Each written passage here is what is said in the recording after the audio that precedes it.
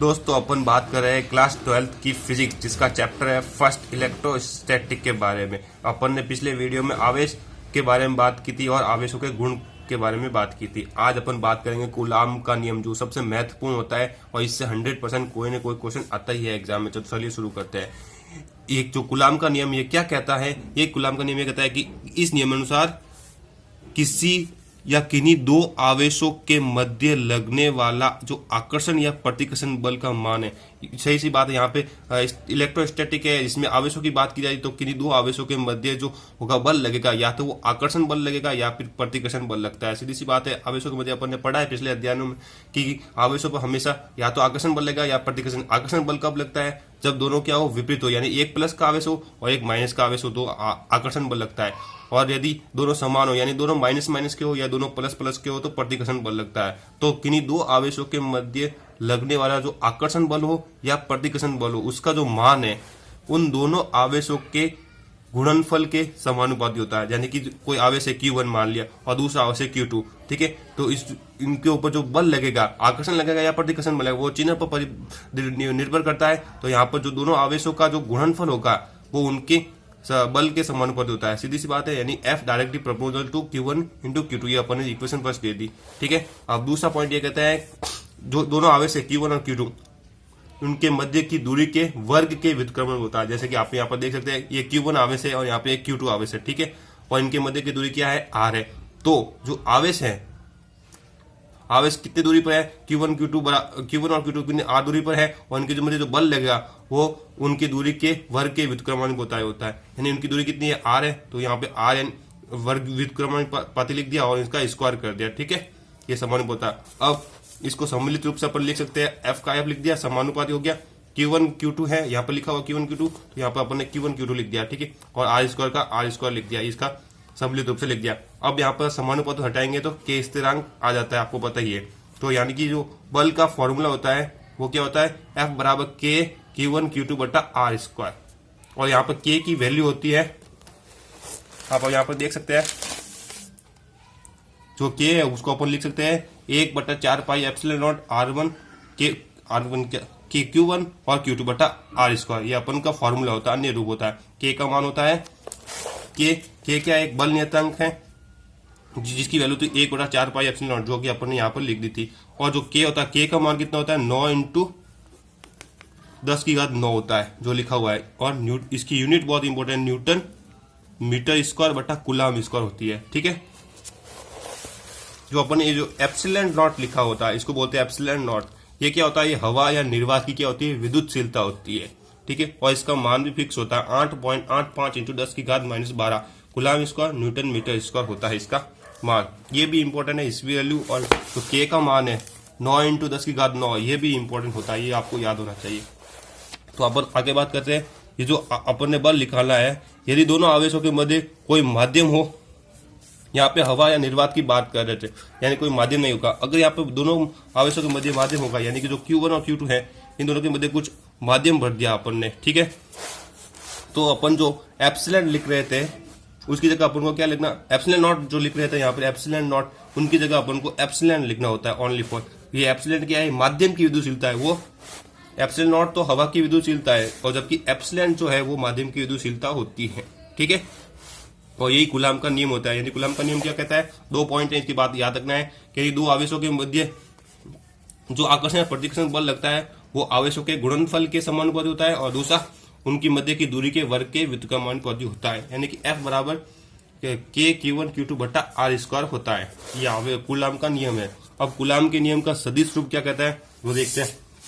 जैसा कि अपन ने कहा था Q1 और Q2 एक दूसरे से कितनी R दूरी पर स्थित है, ठीक है। तो अब ये आवेशों के मध्य बल लगता है तो Q2 जो होगा वो Q1 पर बल लगाएगा और Q1 जो होगा Q2 पर आवेश लगाता है, बल लगाता है, ठीक है।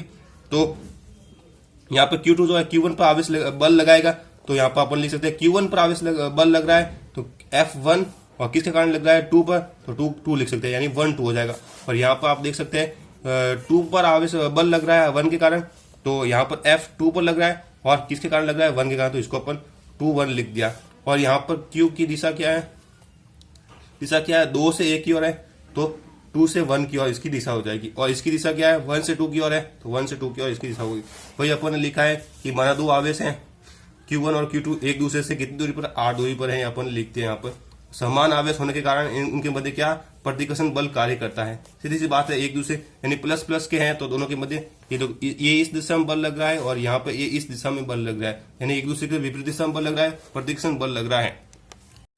तो Q2 आवेश पर Q1 के कारण जो बल लगेगा प्रतिकर्षण, उसका मान क्या होगा, यानी Q2 आवेश पर Q1 के कारण लगेगा तो 2 1 हो जाएगा, तो ये हो जाएगा K Q1 Q2 बटा R²। ये अपन का फॉर्मूला होता है बल का, और इसकी दिशा हो जाएगी 1 2।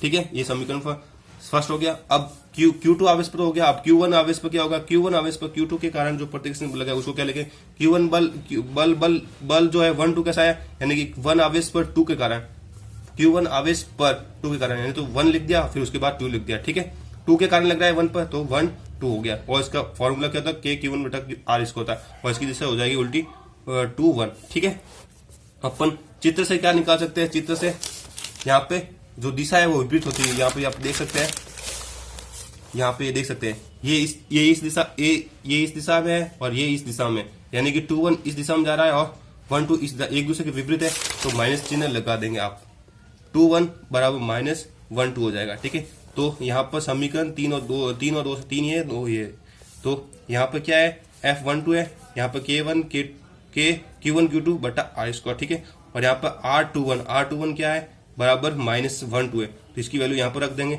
फिर इस माइनस को बाहर निकाल दिया और यहाँ पर ये वैल्यू लिख दी।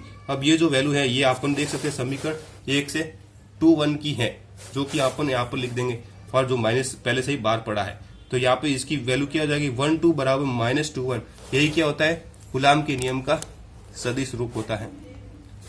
ये जो नियम है इससे अपन को क्या पता चलता है कि जो कूलाम का नियम है वो न्यूटन के गति के तृतीय नियम का पालन कर रहा है। यानी कि जो 1 2 है वो 2 1 तो लग रहा है, लेकिन क्या है, माइनस आ रहा है, माइनस आने नहीं, जो न्यूटन का नियम के क्रिया प्रतिक्रिया का नियम है तृतीय नियम, यानी कि जितना बल लगाते हैं आप किसी वस्तु उतना बल जो वो दूसरी वस्तु उस पर लगाती है। यानी 1 2 लगा रहा है तो 2 1 भी उसके ऊपर उतना ही बल लगाएगा, लेकिन किसी विपरीत दिशा में लगाता है। कूलाम नियम के महत्व क्या बताते हैं ये देखते हैं अपन। कूलाम नियम का महत्व क्या है, कूलाम जो नियम है वो न्यूटन के गति का तृतीय नियम का पालन करता है, जो अपन अभी पढ़ा F12 बराबर -2 F1 होता है, यानी कि क्रिया प्रतिक्रिया नियम होता है, जो न्यूटन के किसी गति का नियम होता है गति का, वो उसका पालन करता है कूलाम नियम। अब क्या कहता है, कूलाम बल एक केंद्रीय बल होता है। फिर कूलाम बल केवल स्थिर बिंदु और गोलीय आवेशों पर ही लागू होता है, यानी कि कूलाम बल केवल स्थिर आवेश होना चाहिए उसमें, या बिंदु आवेश होना चाहिए, या गोलीय आवेश होना, तभी कूलाम बल लगा, यानी वर्गाकार त्रिभुजाकार किसी प्रकार के आवेशों पर कूलाम बल नहीं लगता है। चौथा पॉइंट ये कहता है, कूलाम बल का वही महत्व है जो गुरुत्वाकर्षण बल का होता है। गुरुत्वाकर्षण बल में क्या होता है, M1 और M2 होते हैं, यानी 2 पिंड होता है, उनके मध्य गुरुत्वाकर्षण बल लगता है। उसी तरह कूलाम बल के लोग Q1 और Q2 यानी आवेशों के मध्य लगता है। ठीक है, कूलाम बल वर्ग व्युत्क्रम नियम का पालन करता है। अब भी आपने देखा कि कूलाम बल को अगर किसी दूरी R बनाकर रखे, यानी कि Q1 और Q2 कुछ दूरी पर रखे, तो जो बल होगा वो उनकी दूरी के वर्ग के व्युत्क्रमानुपाती होता है। ये अपन ने पढ़ा है। अब लास्ट पॉइंट ये कहता है, दो आवेशों के मध्य जो कूलाम बल लगता है वो अन्य आवेशों की उपस्थिति से अप्रभावित रहता है।